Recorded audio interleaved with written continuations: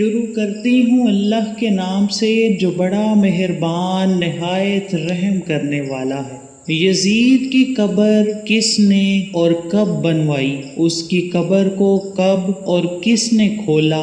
مومنہ voice کو سننے والے تمام دوستوں کو سلام عرض ہے، اور اللہ سے دعا کرتی ہوں کہ آپ اور آپ کی تمام نسلیں حضور اکرم صلی اللہ علیہ وآلہ وسلم اور ان کی پاک آل کی ہمیشہ غلام رہیں۔ پیارے دوستو، یزید کے 12 بیٹے اور 5 بیٹیاں تھیں، لیکن اس کو اپنے بیٹے معاویہ سے بے حد پیار تھا۔ یہ یزید کا واحد بیٹا تھا جس کی پیدائش پر اس نے پورے شام کو دلہن کی طرح سجا ڈالا، اور اپنے اس بیٹے کا نام اپنے والد کے نام پر یعنی معاویہ رکھا۔ اس کی تعلیم و تربیت بھی باقی بچوں سے ہٹ کر ایک الگ اور نرالے انداز میں کی گئی، کیونکہ یزید چاہتا تھا کہ میرا یہی بیٹا میرا حقیقی جانشین بنے اور میری سلطنت کو مزید استحکام دلائے۔ حکومت سنبھالتے ہی یزید نے اپنے 2 بیٹوں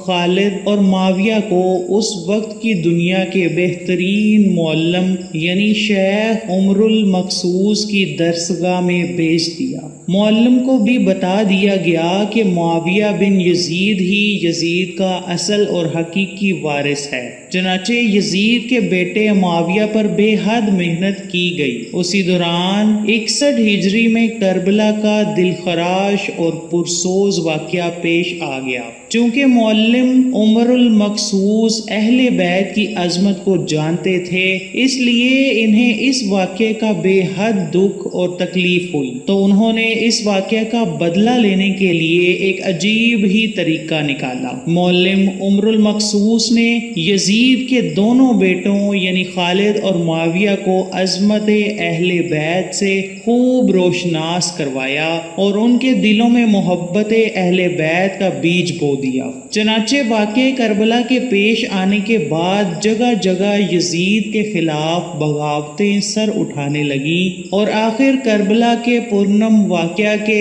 3 سال یعنی 683 عیسوی میں یزید اذیت ناک موت کا شکار ہوا تو معاویہ ابن یزید محض 20 سال کی عمر میں تخت نشین ہوا۔ لعین یزید کی وفات کے بعد جب ابن یزید یعنی معاویہ تخت نشین ہوا تو استاد محترم کی محنت اپنے رنگ دکھانے لگی۔ اس نے بہت بڑے پیمانے پر واقعہ کربلا کی تحقیقات کا آغاز کیا اور محض 40 دن ہی میں اس نتیجے پر پہنچ گیا کہ اس تخت پر بیٹھنے والے نے رسول اللہ صلی اللہ علیہ وآلہ وسلم کے نواسے اور نواسیوں پر بے پناہ ظلم کیے ہیں۔ اس لیے معاویہ بن یزید نے 40 دنوں میں لوگوں کو اپنی بیعت سے آزاد کر دیا اور تخت کو خالی چھوڑ دیا۔ بعض روایات میں ہے کہ معاویہ بن یزید نے 3 ماہ تک یہ تحقیقات کی اور پھر تخت چھوڑا۔ ناظرین گرامی، آپ اندازہ کریں کہ 20 سال کی عمر کہ جب انسان اپنی جوانی کے عروج پر ہوتا ہے، یزید کا جانشین ہونا اور پوری اسلامی مملکت پر حکمرانی کرنا اپنی تمام جائز و ناجائز خواہشات کو پورا کرنے کے لیے بہترین موقع تھا، لیکن معاویہ بن یزید نے تخت پر بیٹھتے ہی واقعہ کربلا کی تحقیقات کی اور حالات کا بہت ہی باریک بینی سے جائزہ لیا۔ جب اس نے دیکھا کہ میرے باپ نے اسلام اور مسلمانوں کو کس قدر عظیم نقصان پہنچایا ہے، تو اس نے محسوس کیا کہ وہ ایک دوراہے پر کھڑا ہے کہ حکومت کی باغ دوڑ تھامے رہے اور ظلم و ستم اور عیش و عشرت کا بازار گرم رکھے یا تخت و تاج کو چھوڑ دے اور اپنے آپ کو ان ہولناک گناہوں اور ان کے دردناک عذاب سے دور رکھے۔ بالآخر اس نے فیصلہ کر ہی لیا کہ اس کا فیصلہ ان سچی تعلیمات اور اس ایمان کے طفیل ہی ممکن ہوا جو اس کے رگ رگ میں شامل ہو چکا تھا۔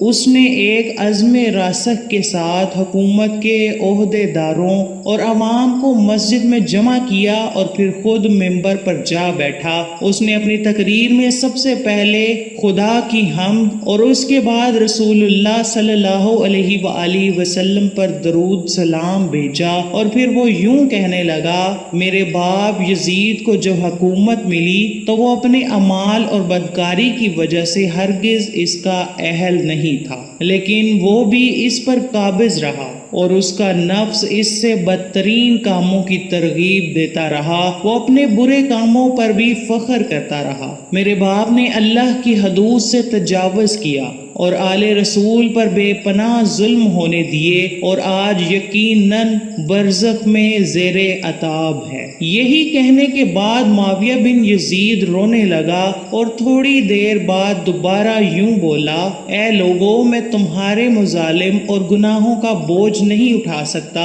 اور نہ آل رسول کے قاتل اس ممبر پر بٹھا سکتا ہوں۔ میری خواہش تو یہ ہے کہ یہ ممبر حضرت زین العابدین کے حوالے کر دیا جائے، یا پھر جس کو تم لوگ بہتر سمجھو وہ یہ ممبر سنبھال لے۔ میں تم لوگوں کو اپنی بیعت سے آزاد کرتا ہوں۔ معاویہ بن یزید کے ان الفاظوں نے لوگوں کے دلوں میں آگ لگا دی۔ پھر معاویہ بن یزید ممبر سے اتر آیا، اس کی ماں اور دیگر عزیز و اقارب آئے تو دیکھا کہ روئے جا رہا ہے، تو اس کی ماں نے کہا، کاش تم حیض کا چیتھڑا ہی ہوتے اور میں تمہاری خبر نہ سنتی۔ اس نے کہا، خدا کی قسم میں بھی یہی چاہتا ہوں، اگر میرے خدا نے مجھے معاف نہ کیا تو میرے لیے بہت برا ہوگا۔ اسی کے بعد بنو امیہ نے اموی شہزادے مروان بن حکم کے ہاتھ پر بیعت کر لی اور اسے تخت پر بٹھا دیا۔ مروان نے حکومت سنبھالتے ہی اپنا دارالحکومت مستقل طور پر دمشق کو بنا دیا۔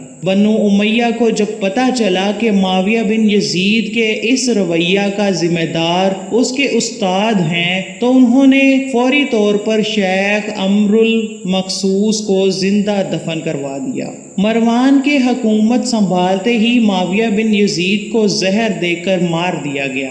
پھر 684 سے 685 عیسوی تک مروان بن حکم تخت نشین رہا۔ اس کی وفات کے بعد مروان کے بیٹے عبد الملک نے حکومت سنبھالی اور پھر ایک طول مدت یعنی 685 سے 705 عیسوی تک حکومت کی۔ 705 عیسوی میں عبد الملک کی وفات کے بعد اس کے بیٹے ولید نے حکومت سنبھالی۔ اسی کی حکومت میں سندھ، اندلس اور دیگر بہت سے علاقے فتح ہوئے۔ اسی کے دور میں حضرت سیدنا امام حسین کے شہزادے سیدنا امام زین العابدین کو زہر دے کر شہید کر دیا گیا۔ 715 سے 717 تک ولید بن عبد الملک کے بھائی سلیمان بن عبد الملک نے حکومت کی اور 717 میں عمر بن عبد العزیز معجزانہ طور پر تخت نشین ہوئے، لیکن ان کو بھی زہر دے دیا گیا۔ 720 سے 724 تک ولید بن عبد الملک اور سلیمان بن عبد الملک کے بھائی یزید بن عبد الملک نے حکومت کی باغ دوڑ سنبھالے رکھی۔ اس کے بعد ہشام بن عبد الملک، ولید بن یزید، یزید بن ولید، ابراہیم بن ولید اور مروان بن محمد نے بالترتیب حکومت کی، اور 750 عیسوی میں بنو امیہ کی حکومت کا تخت بنو عباس نے الٹ دیا۔ یہ ابو مسلم خراسانی تھا جس نے بنو امیہ کے آخری حکمران مروان ثانی کو شکست دی، اور ابو مسلم خراسانی نے بنو عباس کے ابو جعفر المنصور اور ان کے بھائی ابو العباس الصفا کو حکمرانی سونپ دی۔ اس طرح بنو عباس کے پہلے حکمران ابو العباس نے آتے ہی بنو امیہ کا نام و نشان مٹانے کی قسم کھائی۔ بہت سے لوگوں کو قتل کر دیا گیا اور کربلا کے واقعے میں ملوث تمام کرداروں کی قبریں تک کھود دی گئیں۔ اسی طرح بنو عباس کے حکمران ابو العباس الصفا نے یزید کی قبر کھودنے کا بھی اعلان کیا اور تمام لوگوں کو کھلے عام دعوت دی کہ ہر کوئی اس کی لاش دیکھے۔ لاش نکالنے کا مقصد یہ تھا کہ ابو العباس چاہتا تھا کہ یزید کی لاش کو سولی پر لٹکاؤں تاکہ سب لوگ عبرت حاصل کریں، اور بنو عباس کی حکومت کو اہل بیت کے چاہنے والوں سے استحکام بھی مل جائے۔ چنانچہ یزید کی عبرت ناک موت کے 65 سال بعد حکمران ابو العباس نے اپنی نگرانی میں یزید کی قبر کو کھدوایا، لیکن جب قبر کو کھولا گیا تو سب یہ دیکھ کر حیران رہ گئے کہ اس میں لکڑی